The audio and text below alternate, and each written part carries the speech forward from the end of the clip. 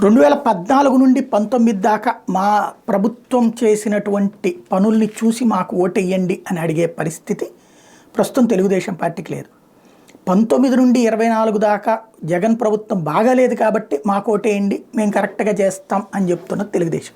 ఇదే అసలు ట్విస్ట్. 2019-24లో ఇచ్చిన హామీల మేనిఫెస్టో ఆల్రెడీ కనిపించట్లేదు.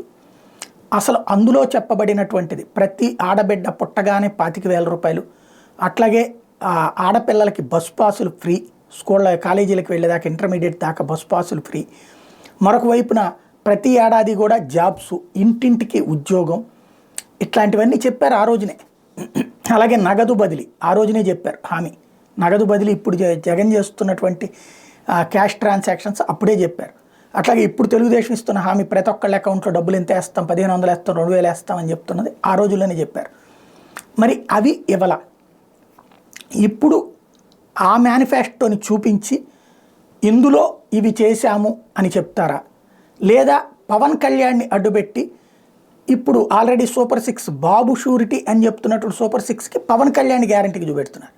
పవన్ కళ్యాణ్కి చెప్తున్నటువంటి షణ్ముఖ వ్యూహం అది కలిపి పవన్ కళ్యాణ్ని చూపెట్టి పవనే హామీ మా తరపున అని చెప్తారా, లేకపోతే ఎవరిది వాళ్ళు హామీ అంటారా చూడాల్సి ఉంది.